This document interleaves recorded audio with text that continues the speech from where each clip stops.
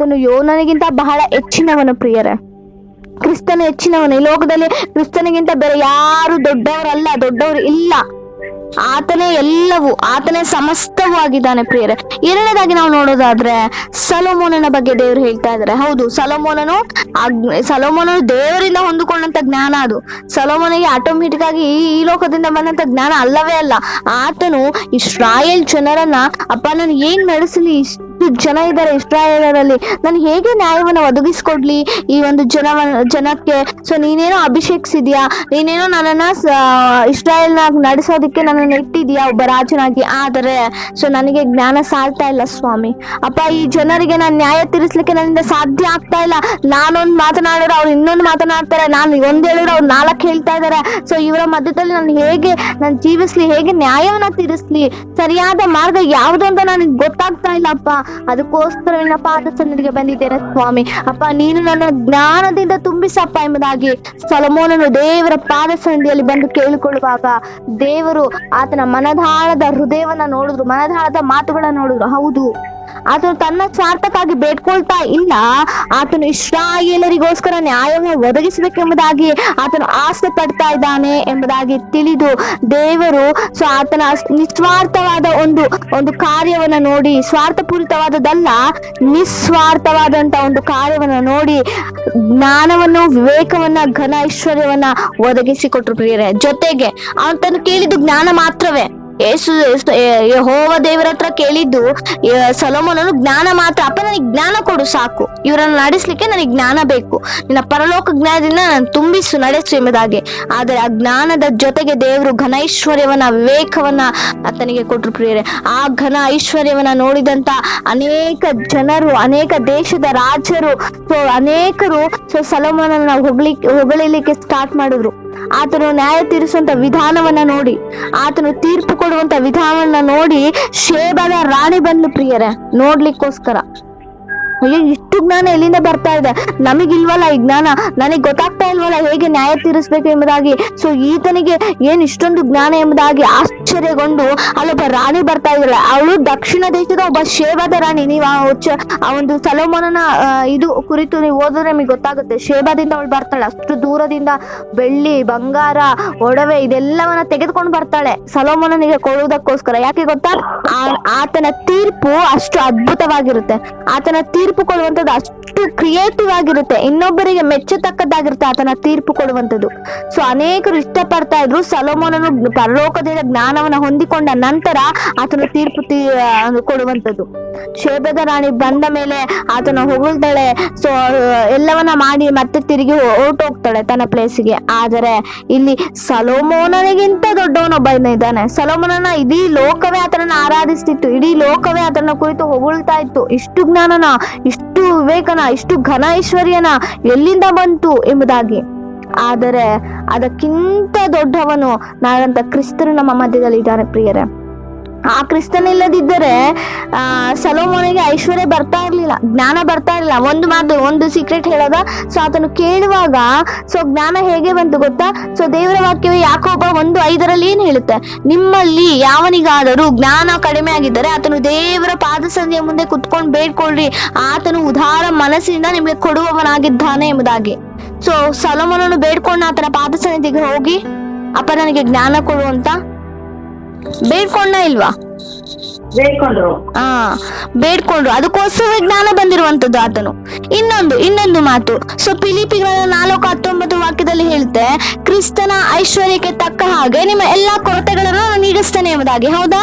ಆ ಒಂದು ವಾಕ್ಯ ಭಾಗ ಆ ರೀತಿ ಹೇಳುತ್ತೆ, ಕ್ರಿಸ್ತನ ಐಶ್ವರ್ಯಕ್ಕೆ ತಕ್ಕ ಹಾಗೆ ನಿಮ್ಮ ಎಲ್ಲಾ ಕೊರತೆಗಳನ್ನ ನಾನು ನೀಗಿಸ್ತೇನೆ ಎಂಬುದಾಗಿ. ದೇವರು ಯಾಕೆ ಕೊಟ್ಟಿರ್ಬೋದು ಘನ ಐಶ್ವರ್ಯ ಯಾಕೆ ಕೊಟ್ಟು? ಆತನೊಬ್ಬ ರಾಜ ಅಲ್ವಾ, ಇಸ್ರಾಯೇಲ್ ಪ್ರಜರು ಒಬ್ಬ ರಾಜ ಅಲ್ವಾ, ಆತನು ಯಾಕೆ ಕೊಟ್ಟಿರ್ಬೋದು ಐಶ್ವರ್ಯ? ಯಾವತ್ತಾರು ನಾವು ಜ್ಞಾನದಿಂದ ನಾವು ಆಲೋಚನೆ ಮಾಡಿದೀವ?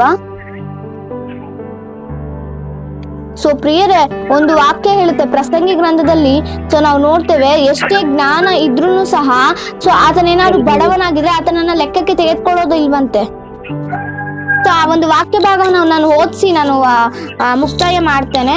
ಸೊ ಸೊಲೊಮೋನನಿಗೆ ಯಾಕೆ ಘನ ಐಶ್ವರ್ಯವನ್ನ ದೇವ್ರು ಕೊಟ್ರು ಅಂದ್ರೆ, ಸೊ ಸುಮ್ನೆ ದೇವ್ರು ಕೊಡೋದಿಕ್ಕೆ ಬೇರೆ ಕೆಲ್ಸ ಇಲ್ವಾ ದೇವ್ರಿಗೆ ಅಂತ ಅನೇಕರ ಆಲೋಚನೆಗಳನ್ನ ಮಾಡ್ಬೋದು. ಸುಮ್ನೆ ದೇವ್ರು ಏನು ಕೊಡೋದಿಲ್ಲ. ದೇವರು ಒಂದು ಉದ್ದೇಶವಿಟ್ಟೇ ಎಲ್ಲ ಕಾರ್ಯವನ್ನ ಮಾಡ್ತಾರೆ. ಇವಾಗ ನನ್ನ ಜೀವಿತದಲ್ಲಿ ಏನೋ ಒಂದು ಕಾರ್ಯ ಮಾಡ್ಬೇಕು ಅಂತ ನಡಿಬೇಕು ಅಂತಿದ್ರೆ ಅದು ಏನೋ ಒಂದು ಉದ್ದೇಶ ಇರುತ್ತೆ ದೇವರಿಗೆ. ಆ ಉದ್ದೇಶವನ್ನ ನೆರವೇರಿಸಲಿಕ್ಕೆ ಆತನ ಚಿತ್ತವನ್ನ ನೆರವೇರಿಸಲಿಕ್ಕೆ ಕಾರ್ಯವನ್ನ ಮಾಡಿರ್ತಾರೆ ನಮ್ಮ ಜೀವಿತದಲ್ಲಿ. ಅದೇ ರೀತಿ ಸೊಲೊಮೋನನಿಗೆ ಬರೀ ಜ್ಞಾನವನ್ನ ಕೊಟ್ಟು ಸುಮ್ನೆ ಕೂರ್ಲಿಲ್ಲ.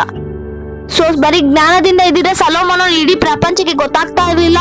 ಶೇಬಾದ ರಾಣಿ ಬಂದು ಸಹ ಆತನ ನೋಡ್ತಾ ಇರಲಿಲ್ಲ. ಆತನಿಗೆ ಘನ ಯಾವಾಗ ಬಂತೋ, ಆತನಿಗೆ ಐಶ್ವರ್ಯ ಯಾವಾಗ ಬಂತೋ, ಆತನು ಒಬ್ಬ ಪ್ರಭಾವಿತನಾಗಿ ಯಾವಾಗ ನಿಂತುಕೊಂಡು ಆ ದೇಶದಲ್ಲಿ, ಆವಾಗ ಆತನನ್ನ ನೋಡಿ ಎಲ್ಲರೂ ಬಂದ್ರು. ಆತನ ಘನವನ್ನ ನೋಡಿ, ಆತನ ಜ್ಞಾನವನ್ನ ನೋಡಿ ಎಲ್ಲರೂ ಆತನನ್ನ ಹೊಗಳಿದ್ರು ಪ್ರಿಯರೇ. ಸೊ ನಾನು ಒಂದು ಓದಿಸಿ ನಾನು ವಾಕ್ಯ ಭಾಗವನ್ನ ಮುಗಿಸ್ತೇನೆ. ಸೊ ಪ್ರಸಂಗಿ ಗ್ರಂಥ 9ನೇ ಅಧ್ಯಾಯ 14ನೇ ಒಂದು ವಚನದಿಂದ ಯಾರಾದ್ರೂ ಓದ್ತೀರಾ? ಅದರಲ್ಲಿ ಕೊಂಚ ಜನರೇ ಇದ್ದರು. ಒಬ್ಬ ದೊಡ್ಡ ಅರಸು ಅದಕ್ಕೆ ವಿರುದ್ಧವಾಗಿ ಬಂದು ಮುತ್ತಿಗೆ ಹಾಕಿ ಅಲ್ಲಿ ದೊಡ್ಡ ದಿಬ್ಬಗಳನ್ನು ಹಾಕಿದನು. ಆಗ ಅಲ್ಲಿದ್ದವರು ತಮ್ಮಲ್ಲಿ ಒಬ್ಬ ಬಡಜ್ಞಾನಿಯನ್ನು ಕಂಡುಕೊಂಡರು. ಅವನು ತನ್ನ ಜ್ಞಾನದಿಂದಲೇ ಆ ಪಟ್ಟಣವನ್ನು ರಕ್ಷಿಸಿದನು. ಆದರೆ ಆ ಬಡಜ್ಞಾನಿಯನ್ನು ಯಾರೂ ಸ್ಮರಿಸಲಿಲ್ಲ. ನಾನು ಇದನ್ನು ನೋಡಿ ಬಲಕ್ಕಿಂತ ಜ್ಞಾನವೇ ಶ್ರೇಷ್ಠ, ಆದರೆ ಜನರು ಬಡವನ ಜ್ಞಾನವನ್ನು ತಾತ್ಸಾರ ಮಾಡಿ ಅವನ ಮಾತುಗಳನ್ನು ಗಮನಿಸರು ಅಂದುಕೊಂಡೆನು. ಸಾಕು ಬ್ರದರ್, ಇಲ್ಲಿ ಜ್ಞಾನ ಇದೆ, ಆತನಿಗೆ ಜ್ಞಾನ ಇದೆ. ಅದಾದ ಏನಾಗಿದೆ ಗೊತ್ತಾ? ಬಡವನಾಗಿದೆ ಪ್ರಿಯರೇ. ಜ್ಞಾನವನ್ನ ತೆಗೆದುಕೊಂಡ್ರು, ಆತನಿಂದ ಜ್ಞಾನ ಇದೆ ಈತನಿಗೆ ಅಂತ. ಆದ್ರೆ ಆ ಜ್ಞಾನದಿಂದ ಆತನು ಮಾಡಿದಂತ ಕಾರ್ಯಗಳನ್ನ ಸ್ಮರಿಸಲೇ ಇಲ್ವಂತೆ. ಯಾಕೆ ಗೊತ್ತಾ? ಆತನಲ್ಲಿರುವಂತ ಒಂದು ಕೊರತೆ ಏನ್ ಗೊತ್ತಾ? ಬಡತನ. ಆ ಬಡತನದಿಂದ ಅದನ್ನ ಯಾರು ಸ್ಮರಿಸಲೇ ಇಲ್ಲ. ಜ್ಞಾನ ಬೇಕಾ? ಜ್ಞಾನದಿಂದ ಆತನ ಕಾರ್ಯಗಳು ಮಾಡ್ಬೇಕಾ? ಮಾಡಿಸ್ಕೊಳ್ತಾ ಇದ್ರು. ಅದಾದ ನಂತರ ಬಿಟ್ಬಿಡ್ತಾ ಇದ್ರು ಪ್ರಿಯರೇ. ತಾತ್ಸರ ಮಾಡ್ಬಿಡ್ತಿದ್ರು ಆತನನ್ನ. ಕಾರಣ ಒಂದೇ, ಆತನು ಬಡವನು ಎಂಬುದಾಗಿ. ಅದಕ್ಕೋಸ್ಕರವೇ ದೇವರು ಸೊಲೊಮೋನ ಬಡವನಾಗಿ ಇರಿಸ್ಲಿಲ್ಲ ಪ್ರಿಯರು, ಒಬ್ಬ ಸಾಮಾನ್ಯನಾಗಿ ಇರಿಸ್ಲಿಲ್ಲ. ಜ್ಞಾನವನ್ನ ಕೊಟ್ಟು ನೀನು ಒಬ್ಬ ಸಾಮಾನ್ಯ ರಾಜನಾಗಿ ಇರು ಎಂಬುದಾಗಿ ದೇವರು ಸೊಲೊಮೋನನ ಇರಿಸ್ಲಿಲ್ಲ ಪ್ರಿಯರೇ. ಘನ ಐಶ್ವರ್ಯವನ್ನ ಕೊಟ್ಟು ಆತನ ಉನ್ನತ ಸ್ಥಾನಕ್ಕೆ ನಿಲ್ಲಿಸಿ ಎಲ್ಲಾ ದೇಶದ ರಾಜರು ಆತನನ್ನ ನೋಡಿ, ಸೊ ಇಂಥ ಒಬ್ಬ ಜ್ಞಾನಿ ಇಲ್ಲವಲ್ಲ, ಇಂಥ ಒಬ್ಬ ಐಶ್ವರ್ಯವಂತನಿಲ್ಲವಲ್ಲ ಎಂಬುದಾಗಿ ಹೇಳಿಕೊಳ್ಳುವ ರೀತಿಯಲ್ಲಿ ಘನ ಐಶ್ವರ್ಯವನ್ನು ಸಹ ಜೊತೆಗೆ ಕೊಟ್ರು. ಅದಕ್ಕೋಸ್ಕರವೇ ಇಲ್ಲಿ ಹೇಳ್ತಾ ಇದೆ, ಒಬ್ಬ ಬಡವನಿಗೆ ಜ್ಞಾನ ಇದ್ರೆ ಆ ಜ್ಞಾನವನ್ನ ಬಳಸ್ಕೊಳ್ಳುವವರೆಗೂ ಬಳಸ್ಕೊಳ್ತಾರೆ, ಆತನ ಉಪಯೋಗಿಸ್ಕೊಳ್ಳುವವರೆಗೂ ಉಪಯೋಗಿಸ್ಕೊಳ್ತಾರೆ. ಆಮೇಲೆ ಬೇಡ, ತಾತ್ಸರ ಮಾಡ್ಬಿಡ್ತಾರೆ, ಸ್ಮರಿಸೋದೇ ಇಲ್ಲ ಪ್ರಿಯರೇ. ಅದಕ್ಕೋಸ್ಕರವೇ ಸೊಲೊಮೋನ ರಾಜರಿಗೆ ಅಂತ ದುರ್ಗತಿ ಬರಬಾರ್ದು ಎಂಬುದಾಗಿ ದೇವರು ಆಸೆ ಪಟ್ರು. ನನ್ನ ಮಗನಿಗೆ ಅಂತ ಪರಿಸ್ಥಿತಿ ಬರಬಾರ್ದು. ಆತನು ನ್ಯಾಯ ತೀರಿಸುವಾಗ ಎಲ್ಲರೂ ಒಪ್ಪಿಕೊಂಡು ಇಸ್ರಾಯೇಲ್ ಪ್ರಜರೇ, ಮತ್ತೆ ಬೇರೆ ಯಾರು ಅಲ್ಲ, ಇಸ್ರಾಯೇಲ್ ಪ್ರಜರು ಏನ್ ಮಾಡ್ತಾರೆ? ಸೊ ಮೋಶೆನನ್ನ ಬಿಡ್ಲಿಲ್ಲ. ಮೋಶೆ ಎಷ್ಟೇ ಅವರಿಗೋಸ್ಕರ ತಾಪತ್ರಯ ಪಟ್ಟು ಅಪ್ಪನ ಹತ್ರ ಹೋಗಿ ಬೇಡ್ಕೊಂಡು, ಅಪ್ಪ ಏನೋ ತಪ್ಪು ಮಾಡ್ಬಿಟ್ಟಿದ್ದಾರೆ ಕ್ಷಮಿಸಪ್ಪ ಅಂತ ಹೇಳಿದ್ರು ಸಹ ಆತನ ಮನದಾಳದ ಒಂದು ಹೃದಯವನ್ನ ನೋಡ್ದಂತೆ ಅವನ ಮೇಲೆ ಗುಣಗುಟ್ಟುತ್ತಾ ಇರುವಂತದ್ದು, ಅವನ ಬಗ್ಗೆ ಮಾತನಾಡುವಂಥದ್ದು, ಇಷ್ಟವಿಲ್ಲದ ಮಾತನಾಡುವಂಥದ್ದು, ಸ್ವೇಚ್ಛಾನುಸಾರವಾಗಿ ಮೋಶೆ ಕುರಿತು ಮಾತನಾಡುವಂಥದ್ದು, ದೇವರ ಕುರಿತು ಮಾತನಾಡ್ತಾ ಇದ್ರು. ಅವ್ರಿಗೆ ಅದು ಪರಿಜ್ಞಾನ ಇಲ್ಲ. ಅಯ್ಯೋ, ನಮಗೋಸ್ಕರ ಇಷ್ಟೆಲ್ಲ ಶ್ರಮೆ ಪಡ್ತಾ ಇದ್ದಾನಲ್ಲ ಮೋಶೆ, ನಮಗೋಸ್ಕರ ನಾವು ಮಾಡಿದಂತ ತಪ್ಪುಗಳಿಗೋಸ್ಕರ ದೇವರ ಪಾದಸೇನೆಯಲ್ಲಿ ನಿಂತು ಒಡಕಿನಲ್ಲಿ ಪ್ರಾರ್ಥನೆ ಮಾಡ್ತಾ ಇದ್ದಾನಲ್ಲ, ಅಯ್ಯೋ ನಮಗೆ ಬುದ್ಧಿ ಇಲ್ಲದ ಮಾತುಗಳನ್ನ ಮಾತನಾಡ್ಬಿಟ್ವಲ್ಲ ಎಂಬುದಾಗಿ ಪಶ್ಚಾತ್ತಾಪ ಕೂಡ ಅವರಲ್ಲಿ ಇರ್ಲಿಲ್ಲ. ಅಂತಹ ಜನಾಂಗ ಇಸ್ರಾಯೇಲ್ ಜನಾಂಗ ಆಗಿತ್ತು. ಸೊ ಇವಾಗ ಏನಾದ್ರೂ ಸೊಲೊಮೋನ ಬರೀ ಜ್ಞಾನವನ್ನ ಏನಾದ್ರು ಹೊಂದಿಕೊಂಡು ಆ ಜ್ಞಾನದಿಂದ ತೀರ್ಪುಗಳನ್ನ ಕೊಟ್ಟು ಬಿಟ್ಟಿದ್ರೆ ಆ ಒಂದು ಕ್ಷಣಕ್ಕೆ ಮಾತ್ರ ಸೊಲೊಮೋನನು ಜ್ಞಾನವಂತನು ಎಂಬುದಾಗಿ ಹೇಳ್ತಾ ಇದ್ರು. ನೆಕ್ಸ್ಟ್ ಆತನು ಲೆಕ್ಕಕ್ಕೂ ಆತನೊಬ್ಬ ರಾಜನು ಎಂಬುದಾಗಿ ಮರ್ಯಾದೆ ಸಹ ಕೊಡ್ತಾ ಇರ್ಲಿಲ್ವೇನೋ. ಅದಕ್ಕೋಸ್ಕರವೇ ದೇವ್ರು ಏನ್ ಮಾಡಿದ್ರು ಗೊತ್ತಾ? ಜ್ಞಾನದ ಜೊತೆಗೆ ಘನ ಐಶ್ವರ್ಯ ವಿವೇಕಗಳನ್ನ ಒದಗಿಸಿಕೊಟ್ರು. ಇವಾಗ ನೋಡ್ರಿ, ಸೊಲೊಮೋನರ ಬಗ್ಗೆ ನಾವು ಘನವಾಗಿ ಓದ್ತಾ ಇದ್ದೇವೆ. ಕಾರಣ ಯೇಸು ಸ್ವಾಮಿ ಮಾಡಿದಂತ, ಅಂದ್ರೆ ಯೆಹೋವ ದೇವರು ಮಾಡಿದಂತ ಒಂದು ಕಾರ್ಯ. ಇಲ್ಲಿ ಬಡ ಒಬ್ಬ ಜ್ಞಾನಿ ಇದ್ದಾನೆ. ಆ ಜ್ಞಾನದಿಂದಲೇ ಆ ಪಟ್ಟಣ ಸಂರಕ್ಷಿಸ್ಕೊಂಡಿದ್ದಾನೆ, ರಕ್ಷಣೆ ಮಾಡ್ಕೊಂಡಿದ್ದಾನೆ. ಇಡೀ ಪಟ್ಟಣವನ್ನ ತನ್ನ ಜ್ಞಾನದಿಂದಲೇ ಕಾಪಾಡ್ಕೊಂಡಿದ್ದಾನೆ. ಆದರೆ ಸೊ ಅಲ್ಲಿನ ಜನರು ಆತನನ್ನ ಸ್ಮರಿಸಲಿಲ್ಲ ಪ್ರಿಯರೇ. ಯಾಕೆ ಗೊತ್ತಾ? ಆತನೊಬ್ಬ ಬಡವ ಎಂಬುದಾಗಿ. ಸೊ ಸೊಲೊಮೋನ ಆ ರೀತಿ ಇರಬಾರ್ದು ಎಂಬುದಾಗಿ ಆತನಿಗೆ ಈ ಒಂದು ಸೀಕ್ರೆಟ್ ಯಾಕೆ ಘನೈಶ್ವರ್ಯವನ್ನ ಕೊಟ್ರು ಎಂಬುದಾಗಿ ಹೇಳೋದಕ್ಕೆ ಇದೊಂದು ಕಾರ್ಯ ಅಲ್ಲಿ ನಡಿಬೇಕಿತ್ತು. ಅದಕ್ಕೋಸ್ಕರವೇ ಸೊಲೊಮೋನನಿಗೆ ದೇವರು ಘನೈಶ್ವರ್ಯವನ್ನ ಕೊಟ್ಟಿದ್ದಾರೆ ಎಂಬುದಾಗಿ ನಾವು ನೆನೆಸ್ಕೊಳ್ಬೇಕು. ಅದಕ್ಕಿಂತ ಹೆಚ್ಚಿನವನೊಬ್ಬನಿದ್ದಾನೆ, ಆತನೇ ಕ್ರಿಸ್ತನು. ಕ್ರಿಸ್ತನ ಐಶ್ವರ್ಯಕ್ಕೆ ತಕ್ಕ ಹಾಗೆ ಆತನ ಎಲ್ಲ ಕೊರತೆಗಳನ್ನ, ಸೊಲೊಮೋನ ಎಲ್ಲ ಕೊರತೆಗಳನ್ನ ನೀಗಿಸಿರು. ಅದಕ್ಕೆ ಯಾರು ಬೇಕಾಯ್ತು ಗೊತ್ತಾ? ಕ್ರಿಸ್ತನೇ ಬೇಕಾಯ್ತು. ಆ ಕ್ರಿಸ್ತನ್ ಇಲ್ಲದಿದ್ದರೆ ಅಲ್ಲಿ ಕಾರ್ಯವನ್ನು ನಡೀತಾ ಇರಲಿಲ್ಲ ಪ್ರಿಯರೇ. ಆ ಕ್ರಿಸ್ತನ್ ಇಲ್ಲದಿದ್ದರೆ ಅಲ್ಲಿ ಘನ ಉಂಟಾಗ್ತಿರ್ಲಿಲ್ಲ. ಆ ಕ್ರಿಸ್ತನ್ ಇಲ್ಲದಿದ್ದರೆ ಆತನಿಗೆ ಜ್ಞಾನ ಉಂಟಾಗ್ತಿರ್ಲಿಲ್ಲ. ಆದ್ರೆ ನಮ್ಮ ಜೀವಿತದಲ್ಲಿ ಕ್ರಿಸ್ತನು ಇಲ್ಲದಿದ್ದರೆ ನಾವು ಸಹ ಮುಂದೆ ಹೋಗ್ಲಿಕ್ಕೆ ಸಾಧ್ಯವಿಲ್ಲ. ನಮ್ಮ ಜೀವಿತದಲ್ಲಿ ಕ್ರಿಸ್ತನ್ ಇರ್ಬೇಕು. ನಮ್ಮ ಜೀವಿತದಲ್ಲ ಕ್ರಿಸ್ತನೇ ನಾವಾಗಿರ್ಬೇಕು ಪ್ರಿಯರೇ. ಜೀವಿಸುವಂತವ್ರು ನಾವಾಗಿರ್ಬಾರ್ದು, ನಮ್ಮಲ್ಲಿರುವಂತ ಕ್ರಿಸ್ತನೇ ಜೀವಿಸುವಂತವ್ರಾಗಿರ್ಬೇಕು. ದೇವ್ರು ಹೇಳ್ತಾರಲ್ಲ, ಜೀವಿಸುವುದು ನೀವಲ್ಲ, ನನ್ನಲ್ಲಿರುವಂತ ಕ್ರಿಸ್ತನೇ, ನಿಮ್ಮಲ್ಲಿರುವಂತ ಕ್ರಿಸ್ತನೇ ಎಂಬುದಾಗಿ. ಪೌಲನು ಹೇಳ್ತಾನಲ್ಲ, ಜೀವಿಸುವಂತದ್ದು ನಾನಲ್ಲ, ನನ್ನಲ್ಲಿರುವಂತ ಕ್ರಿಸ್ತನೇ ಜೀವಿಸ್ತಾ ಇದ್ದಾನೆ ಎಂಬುದಾಗಿ. ನಾವು ಸಹ ಆ ರೀತಿ ಹೇಳುವಂತವ್ರು ಆಗಿರ್ಬೇಕು. ಸೊ ಅಷ್ಟು ಒಂದು ದಾರಿಯಲ್ಲಿ ನಾವು ನಡೀತಾ ಇದ್ದೇವಾ? ನಾನೆಲ್ಲ ಜೀವಿಸ್ತಾ ಇರೋದು, ನನ್ನೊಳಗೆ ಕ್ರಿಸ್ತರು ಜೀವಿಸ್ತಾ ಇದ್ದಾನೆ ಧೈರ್ಯವಾಗಿ ನಾವು ಹೇಳಬಲ್ಲೆವಾ? ಪೌಲನ ಹಾಗೆ ಹೇಳ್ಬೇಕು. ಸೊ ಆ ರೀತಿ ನಾವು ನಡೆದುಕೊಳ್ಬೇಕು. ನಮ್ಮಲ್ಲಿ ಒಂದೊಂದು ಅಣುವು ಸೊ ಕ್ರಿಸ್ತನ ಕಾರ್ಯಗಳು ಸೊ ಎಲ್ಲರೂ ನೋಡ್ತಾ ಇರ್ಬೇಕು. ನಮ್ಮ ಪ್ರೀತಿಯಲ್ಲಿ ಕ್ರಿಸ್ತನನ್ನ ನೋಡ್ಬೇಕು, ನಾವು ಸಮಾಧಾನ ಪಡಿಸೋದ್ರಲ್ಲಿ ಕ್ರಿಸ್ತನನ್ನ ನೋಡ್ಬೇಕು, ನಾವು ಸಂತೋಷ ಪಡೋದ್ರಲ್ಲಿ ಕ್ರಿಸ್ತನನ್ನ ನೋಡ್ಬೇಕು, ನಾವು ಉಪಕಾರಗಳ ಮಾಡೋದ್ರಲ್ಲಿ ಕ್ರಿಸ್ತನನ್ನ ಬೇರೆಯವರು ನೋಡ್ಬೇಕು ಪ್ರಿಯರೇ. ನಾವು ನಡೆಯುವಂತ ನಡತೆಯಲ್ಲಿ ನಮ್ಮ ಕುರಿತು ಕ್ರಿಸ್ತನನ್ನ ನೋಡ್ಬೇಕು, ನಾವು ಆಲೋಚನೆ ಮಾಡುವಂತ ಆಲೋಚನೆಗಳಲ್ಲಿ ಕ್ರಿಸ್ತನನ್ನ ನೋಡ್ಬೇಕು. ಅನೇಕರು ಮಾದರಿಯಾಗಿ ಇರುವಂತೆ ನಾವು ಕಾರ್ಯಗಳನ್ನ ಮಾಡ್ಬೇಕು ಪ್ರಿಯರೇ. ಅದಕ್ಕೋಸ್ಕರ ದೇವರು ಹೇಳುವಂತ ಪೌಲನು ಎಷ್ಟು ಅದ್ಭುತವಾಗಿ ಹೇಳ್ತಾ ಇದ್ದಾನೆ ನೋಡಿ. ನಾನೆಲ್ಲ ಜೀವಿಸ್ತಾ ಇರೋದು, ನನ್ನಲ್ಲಿ ಕ್ರಿಸ್ತನು ಜೀವಿಸ್ತಾ ಇದ್ದಾನೆ ಎಂಬುದಾಗಿ ನಾವು ಹೇಳ್ಬಲ್ಲೆವಾ? ಅಪ್ಪ, ನಾನೆಲ್ಲ ಈ ಲೋಕದಲ್ಲಿ ಜೀವಿಸ್ತಾ ಇದ್ದಾರೆ, ನನ್ನ ನೋಡ್ತಾ ಇಲ್ಲ ಮನುಷ್ಯರು, ನಿನ್ನನ್ನ ನೋಡ್ತಾ ಇದ್ದಾರೆ ಎಂಬುದಾಗಿ ಹೇಳ್ಬಲ್ಲೆವಾ? ಆಗೋದಿಲ್ಲ. ಆದ್ರೆ ಆ ರೀತಿ ನಡೆದುಕೊಳ್ಬೇಕು. ನಮ್ಮ ನೋಡಿದ ತಕ್ಷಣ ಅಪ್ಪ ದೇವ್ರ ಮಗಳು ಬಂದ್ಲು ಸ್ವಾಮಿ ಅಂತ ಹೇಳ್ಬೇಕು. ಆ ರೀತಿ ನಾವು ಜೀವಿಸ್ಬೇಕು. ಪ್ರೈಸ್ ಲಾರ್ಡ್ ಸಿಸ್ಟರ್ ಹೇಳಿ. ಇದು ಈಗ ಕೀರ್ತನೆ ಬರ್ದಿದ್ದು ದಾವಿದ ಅಲ್ವಾ? ಹೌದು. ಹಾಗಾದ್ರೆ ಈಗ ಜ್ಞಾನೋಕ್ತಿಗಳು ಸೊಲೊಮೋನನ ಜ್ಞಾನೋಕ್ತಿಗಳು ಅಂತ ಇದೆಯಲ್ಲ, ಜ್ಞಾನೋಕ್ತಿಗಳು ಬರ್ದಿರೋದು ಸೊಲೊಮೋನನ? ಹೌದೌದು, ಸೊಲೊಮೋನನ ಜ್ಞಾನೋಕ್ತಿಗಳು ಬರ್ದಿದ್ದು. ಕೀರ್ತನೆ, ಇನ್ನೊಂದು ವಿಚಾರ ಹೇಳ್ತೀನಿ, ಕೀರ್ತನೆಗಳು ಬರ್ದಿದ್ದು ಎಲ್ಲವೂ ದಾವಿದನೇ ಅಲ್ಲ. ಕೀರ್ತನೆಗಳು ಬರ್ದಿರುವಂತದ್ದು ಎಲ್ಲ ಈ 150 ಕೀರ್ತನೆಗಳು ಏನಿದೆಯೋ ಅದೆಲ್ಲ ದಾವಿದನು ಬರ್ದಿಲ್ಲ. ಸೊ ಈ 150 ಕೀರ್ತನೆಗಳಲ್ಲಿ 5 ಭಾಗಗಳಾಗಿ ವಿಂಗಡಪಡಿಸಿದ್ದಾರೆ. ಅದ್ರ ಬಗ್ಗೆ ನಾನು ಇನ್ನೊಂದು ದಿನ ಕ್ಲಾಸ್ ಹೇಳ್ತೇನೆ, ಇವಾಗ ಸಮಯ ಆಗಿರೋದ್ರಿಂದ. ಬಟ್ ಎಕ್ಸಾಂಪಲ್ಗೆ ಹೇಳ್ತೇನೆ, ಕೀರ್ತನೆಗಳೆಲ್ಲ ಬರ್ದಿರುವಂತದ್ದು ದಾವಿದನಲ್ಲ, ಅನೇಕರು ಬರ್ದಿದ್ದಾರೆ. ಸೊ ಅದು ಇನ್ನೊಂದು ದಿನ ನಾನು ಕ್ಲುಪ್ತವಾಗಿ ಎಲ್ಲವನ್ನ ವಿವರಣೆ ಕೊಡ್ತೇನೆ. ಓಕೆನಾ ಸಿಸ್ಟರ್? ಜ್ಞಾನೋಕ್ತಿಗಳು ಬರ್ದಿರೋದು ಮಾತ್ರ ಸೊಲೊಮೋನ. ಅದಕ್ಕೋಸ್ಕರ ಅದಕ್ಕೆ ಹೆಸರು ಸೊಲೊಮೋನನ ಜ್ಞಾನೋಕ್ತಿಗಳು ಎಂಬುದಾಗಿ ನಾವು ಕಲ್ತೇವೆ. ಹೌದು.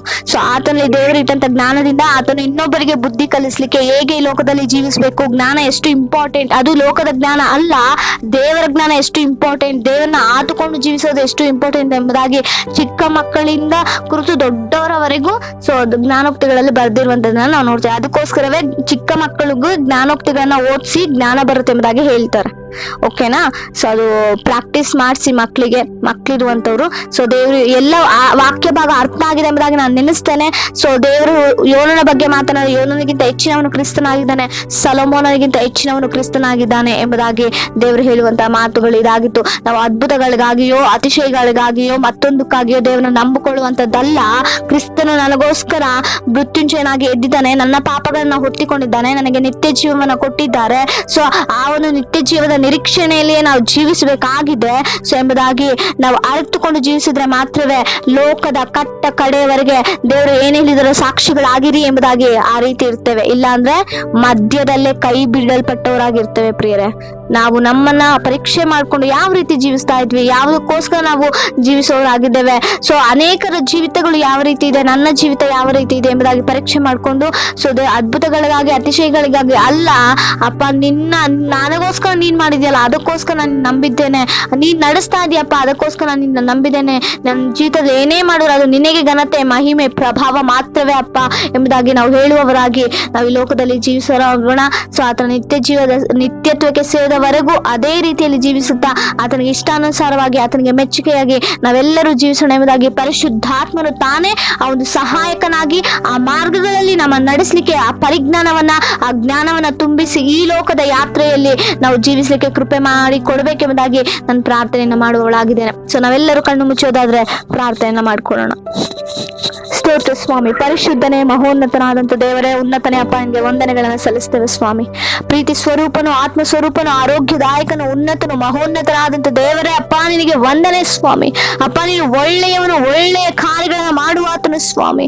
ಅದ್ಭುತಗಳನ್ನ, ಅತಿಶಯಗಳನ್ನ ಕರ್ತನೆ ಮಾಡುವಾತ ದೇವರೇ ಅಪ್ಪ ನಿನಗೆ ಸ್ತೋತ್ರ ಕರ್ತನೆ.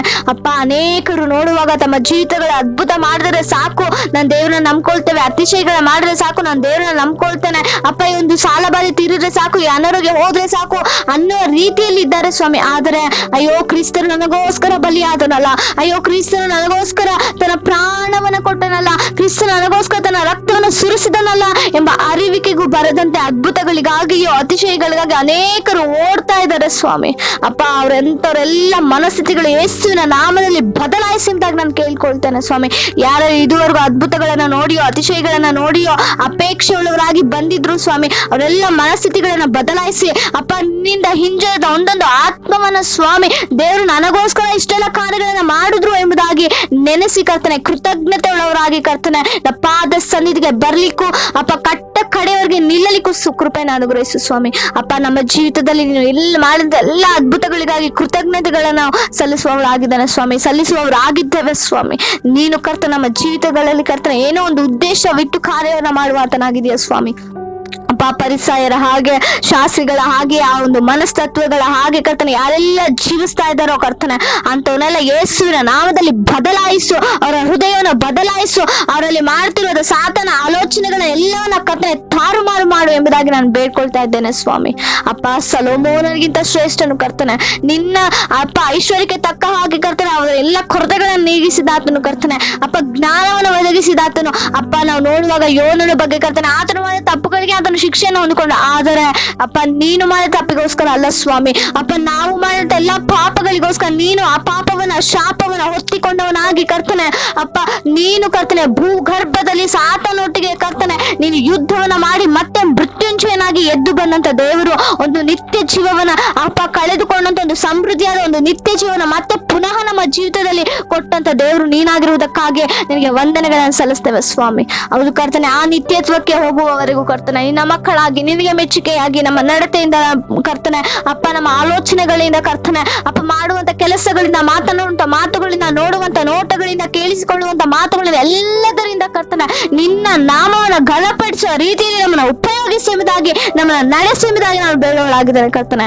ಅಪ್ಪ ನಿನ್ಗೆ ಸ್ತೋತ್ರ. ಆ ರೀತಿಯಲ್ಲಿ ಪರಿಶುದ್ಧಾತ್ಮನು ತಾನೇ ನಮ್ಗೆ ಸಹಾಯಕನಾಗಿ ನಿಲ್ಲುತ್ತಾನೆ ಎಂಬುದಾಗಿ ನಾನು ನಂಬಿದ್ದೇನೆ ಸ್ವಾಮಿ. ಆತನಿಗೆ ಸಹಾಯಕನು, ಆತನಿಗೆ ಗುರುವು, ಆತನಿಗೆ ಸತ್ಯ ಸ್ವರೂಪಿಯಾಗಿರುವಂತ ದೇವರು ಸ್ವಾಮಿ. ಆ ರೀತಿಯಾಗಿ ನಮ್ಮನ್ನ ನಡೆಸಿ ಬಲಪಡಿಸಿ ಎಂಬುದಾಗಿ ಕೇಳ್ಕೊಳ್ತಾ ಕರ್ತನೆ ಅಪ್ಪ ಕೂಡಿ ಬಂದಂತ ಒಬ್ಬೊಬ್ಬರನ್ನ ಒಂದೊಂದು ಆತ್ಮವನ್ನ ಚಿಕ್ಕ ಮಕ್ಕಳಿಂದ ಹಿಡಿದು ದೊಡ್ಡರ ಪರ್ಯಂತರವರೆಗೂ ಕರ್ತನೆ ನೀನು ಎಲ್ಲರನ್ನ ಆಶ್ರಯಿಸು, ಅವರ ಕೆಲಸ ಕಾರ್ಯಗಳನ್ನ ಆಶ್ರಯಿಸು, ಅವರ ಹೋಗೋಣ ಬರೋಣಗಳನ್ನ ನೀನು ಆಶ್ರಯಿಸು ಅಪ್ಪ. ಅವರ ಹಿಂದೆ ಕರ್ತನೆ ಶುಭವು ಕೃಪೆಯು ಹಿಂಬಾಲಿಸಲಿ ಎಂಬುದಾಗಿ ನಾನು ಪ್ರಾರ್ಥನೆ ಮಾಡ್ತಿದ್ದೇನೆ ಸ್ವಾಮಿ. ಅವರು ಕೈ ಹಾಕಿದ ಎಲ್ಲ ಕೆಲಸವು ಸಫಲವಾಗಲಿ ಯೇಸುವಿನ ನಾಮದಲ್ಲಿ ಕರ್ತನೆ ಅಪ್ಪ. ಅವ್ರಿಗೆ ವಿರುದ್ಧವಾಗಿ ಹೋರಾಡ್ತೀವಿ ಎಲ್ಲ ಕರ್ತನೆ ದುರಾತ್ಮ ದುಷ್ಟ ಸೈನ್ಯ ಸಮೂಹವು, ಮನುಷ್ಯರ ಆಲೋಚನೆಗಳು, ಎಲ್ಲ ಕುತಂತ್ರಗಳು, ಲೋಕದ ಎಲ್ಲ ಕಾರ್ಯಗಳು ಯೇಸುವಿನ ನಾಮದಲ್ಲಿ ನಮ್ಮ ಪಾತ್ರಕ್ಕೆ ಜಜ್ಜಿ ಹಾಕ್ತಾ ಇದ್ದಾನೆ ಸ್ವಾಮಿ. ನಿನ್ನ ಕಾರ್ಯವು ಮಾತ್ರವೇ ಅವರ ಜೀವಿತದಲ್ಲಿ ನಡೆಯಲಿ ಅಪ್ಪ. ನಿನಗೆ ಇಷ್ಟಾನುಸಾರವಾದ ಕಾರ್ಯಗಳು ಮಾತ್ರ ಅವರ ಜೀವಿತದಲ್ಲಿ ನಡೆದು ಅಪ್ಪ ನೀನು ತಾನೇ ಮಹಿಮೆ ಹೊಂದೆಂಬುದಾಗಿ ನಾನು ಪ್ರಾರ್ಥಿಸ್ತೇನೆ ಸ್ವಾಮಿ. ನಿನಗೆ ಸ್ತೋತ್ರ ಕರ್ತನೆ, ನಿನಗೆ ವಂದನೆಗಳನ್ನು ಸಲ್ಲಿಸ್ತೇನೆ ಸ್ವಾಮಿ. ಪ್ರೀತಿ ಸ್ವರೂಪನ, ಆತ್ಮ ಸ್ವರೂಪನ ಕರ್ತನೆ ಯಾವುದಕ್ಕೋಸ್ಕರ ಹಂಬಲಿಸ್ತಾ ಇದ್ದಾರೋ, ಯಾವುದಕ್ಕೋಸ್ಕರ ಎದುರು ನೋಡುವಂತವರಾಗಿದ್ದಾರೋ ಕರ್ತನೆ ಅದೆಲ್ಲವೂ ಕರ್ತನೆ ಅಪ್ಪ ಯೆಹೋವ ಈರೆಯಾಗಿ ಎಲ್ಲವನ್ನ ಸಕಾಲಕ್ಕೆ ಸರಿಯಾದ ಸಮಯಕ್ಕೆ ಯೇಸುವಿನ ನಾಮದಲ್ಲಿ ಒದಗಿಸಿಕೊಡು ಸ್ವಾಮಿ. ನನಗೆ ಸ್ತೋತ್ರ ಅಪ್ಪ. ಸಾಕ್ಷಿಯ ಮಕ್ಕಳಾಗಿ ನಿಲ್ಲಿಸು, ಕಟ್ಟ ಕಡೆಯವರೆಗೆ ನಿನ್ನ ಸಾಕ್ಷಿಯ ಮಕ್ಕಳಾಗಿ ನಿಲ್ಲಿಸು ಯೇಸುವಿನ ನಾಮದಲ್ಲಿ ಕರ್ತನೆ. ನನಗೆ ಸ್ತೋತ್ರ ಕರ್ತನೆ. ಇನ್ನು ಯಾರೆಲ್ಲ ರಕ್ಷಣೆ ಬಂದಿಲ್ವೋ ಇಲ್ಲಿರುವಂತ ಕುಟುಂಬದವರಲ್ಲಿ ಕರ್ತನೆ ಅವರೆಲ್ಲರೂ ಕರ್ತನೆ ರಕ್ಷಣೆ ಮಾರ್ಗಕ್ಕೆ ಬರ್ಲಿಕ್ಕೆ ಸಹಾಯ ಮಾಡು. ನೀನು ಮಾಡಿದಂತ ತ್ಯಾಗವನ್ನ, ನೀನು ಮಾಡಿದಂತ ಒಂದು ಕೃಪೆಯನ್ನ ನೆನೆಸಿ ಅಪ್ಪ, ನೀನು ಮರೆಯಾದಂತ ಒಂದು ಸಂಘಟನೆ ನೆನೆಸಿ ನನಗೋಸ್ಕರ ದೇವರು ಈಗೆಲ್ಲ ಕಾರ್ಯವನ್ನ ಮಾಡಿದಾರ ಎಂಬುದಾಗಿ ನೆನೆಸಿ ಅಪ್ಪ ನನ್ನ ಪಾದಸ್ಥನಿಗೆ ಬಂದು ಅವರ ಜೀವಿತಗಳನ್ನ ಸಮರ್ಪಣೆ ಮಾಡ್ಲಿಕ್ಕೆ ಅಪ್ಪ ನೀನೇ ಲೋಕ ರಕ್ಷಕನು ಎಂಬುದಾಗಿ ಸಮರ್ಪಣೆ ಮಾಡಿಕೊಂಡು ರಕ್ಷಣೆ ಹೊಂದದಂತ ಒಂದೊಂದು ಕಟ್ಟನೆ ಅನೇಕ ಕುಟುಂಬಗಳಲ್ಲಿ ಒಬ್ಬರು ಇಬ್ಬರು ರಕ್ಷಣೆ ಹೊಂದಿದ್ದಾರೆ ಹೇಳ್ತಾರೆ ಸ್ವಾಮಿ, ಆ ಒಬ್ಬರು ರಕ್ಷಣೆ ಹೊಂದಿದ್ರು ಆ ಕುಟುಂಬವೇ ರಕ್ಷಣೆ ಹೊಂದುತ್ತದೆ ಎಂಬುದಾಗಿ ವಾಕ್ಯ ಹೇಳಲ್ಪಟ್ಟಿದೆ. ಆ ಕುಟುಂಬದವರೆಲ್ಲ ರಕ್ಷಣೆ ಹೊಂದಿಕೊಂಡು ನಮ್ಮ ಮಾರ್ಗದಲ್ಲಿ ನಡೆಯಲಿಕ್ಕೆ ಕೃಪೆಯನ್ನು ಒದಗಿಸಿಕೊಡು ಸ್ವಾಮಿ. ಅಪ್ಪ, ರಕ್ಷಣೆ ಹೊಂದಲಿಕ್ಕೆ ಸಾತನ ಅನೇಕ ಕಾರ್ಯಗಳನ್ನ ಮಾಡುತ್ತಿರುವಾಗ ಆತನ ಎಲ್ಲ ಕುತಂತ್ರಗಳನ್ನ ಸ್ವಾಮಿ, ಎಲ್ಲವನ್ನ ಆಲೋಚನೆಗಳ ಲಯಪಡಿಸು ಸ್ವಾಮಿ. ನಿನಗೆ ಸ್ತೋತ್ರ. ನಿನ್ನನ್ನ ನಂಬುವಂತ ಒಂದು ಪರಿಜ್ಞಾನವನ್ನ, ಆಲೋಚನೆಯನ್ನ, ಕರ್ತನೆ ಜ್ಞಾನವನ್ನ ಒದಗಿಸಿಕೊಂಡು ಆದಂತ ಹೃದಯವನ್ನ ಒದಗಿಸಿಕೊಡು ಸ್ವಾಮಿ. ಕಠಿಣ ಹೃದಯ ಎಲ್ಲ ಮೃದುವಾಗಿ ಮಾರ್ಪಡಿಸು ಸ್ವಾಮಿ. ನಿನಗೆ ಸ್ತೋತ್ರ ಕರ್ತನಿಗೆ ವಂದನೆಗಳು ರಾಜ. ಅಪ್ಪ, ಪ್ರತಿಯೊಬ್ಬರನ್ನ ಅಪ್ಪ ನೀನು ಆಶ್ರಯಿಸು, ಬಲಪಡಿಸು. ಅಪ್ಪ, ನಾವು ಶಾರೀರಿಕವಾಗಿ ಬೇರೆ ಬೇರೆ ಸ್ಥಳಗಳಲ್ಲಿ ಇದ್ದರೂ ಆತ್ಮದಲ್ಲಿ ಒಂದಾಗಿ ನೀನು ಪ್ರಾರ್ಥಿಸುವಾಗ ನೀನು ಕಾರ್ಯವನ್ನ ಮಾಡಿಬಿಟ್ಟಿದ್ದಕ್ಕಾಗಿ ನಿನಗೆ ಸ್ತೋತ್ರ ಸ್ವಾಮಿ. ನಿನಗೆ ವಂದನೆಗಳು. ಅನಾರೋಗ್ಯ ಪರಿಸ್ಥಿತಿಯವರಿಗೆ ಸಂಪೂರ್ಣ ಆರೋಗ್ಯವು ಬಿಡುಗಡೆ ಆಗಲಿ ಸ್ವಾಮಿ. ನಿನಗೆ ಸ್ತೋತ್ರ. ಅಪ್ಪ, ಎಲ್ಲವನ್ನ ಕರಗಳಿಗೆ ಒಪ್ಪಿಸಿಕೊಡ್ತಾ ಅಪ್ಪ, ಮತ್ತೊಂದಾವರ್ತಿ ನಮ್ಮನ್ನೆಲ್ಲ ಸಂಪೂರ್ಣವಾಗಿ ತಗ್ಗಿಸಿಕೊಳ್ಳುತ್ತಾ ನಿನ್ನ ನಾಮವನ್ನು ಮಾತ್ರವೇ ಅಪ್ಪ ಹೆಚ್ಚಿಸುವವರಾಗಿ ಎಲ್ಲ ಸ್ತುತಿಗಾನ ಮಹಿಮೆಗಳು ನಿನಗೆ ಮಾತ್ರವೇ ಸಲ್ಲಲಿ ಎಂಬುದಾಗಿ ಬೇಡಿಕೊಳ್ಳುತ್ತಾ ಯೇಸು ಕ್ರಿಸ್ತನ ನಾಮದಲ್ಲಿ ಬೇಡಿ ಎಲ್ಲವನ್ನ ಹೊಂದಿಕೊಂಡಿದ್ದೇನೆ ನನ್ನ ಜೀವವುಳ್ಳ ಪರಮ ತಂದೆಯೇ. Amen, amen, amen. ನನ್ನ ಮನವೇ ಹೂನನ್ನು ಕೊಂಡಾಡು, ನನ್ನ ಸರ್ವೇಂದ್ರಿಗಳೇ ಆತನ ಪವಿತ್ರ ನಾಮವನ್ನು ಕೀರ್ತಿಸಿರಿ. ನನ್ನ ಮನವೇ ಹೂನನ್ನು ಕೊಂಡಾಡು, ಆತನು ಮಾಡಿದ ಉಪಕಾರಗಳಲ್ಲಿ ಒಂದನ್ನೂ ಮರೆಯಬೇಡ. ಆಮೆನ್. ನಾವು ಆಶೀರ್ವಾದವನ್ನು ಹೊಂದಿಕೊಳ್ಳೋಣ. ಕ್ರಿಸ್ತನ ಕೃಪೆಯು, ತಂದೆಯಾದ ಪ್ರೀತಿಯು, ಪರಿಶುದ್ಧಾತ್ಮನ ಅನ್ಯೋನ್ಯತೆ, ಐಕ್ಯತೆ, ಸಹವಾಸ, ಸಮಾಧಾನ ಕೂಡಿ ಬಂದ ಎಲ್ಲರಿಗೂ, ಎಲ್ಲ ಪರಿಶುದ್ಧರಿಗೂ, ನಿತ್ಯತ್ವಕ್ಕೆ ನಾವು ಸೇರುವವರೆಗೂ, ಕ್ರಿಸ್ತನ ಬರೋಣದವರೆಗೂ ಸದಾಕಾಲ ನಮ್ಮ ಜೊತೆಗಿರಲಿ. Amen, amen, amen.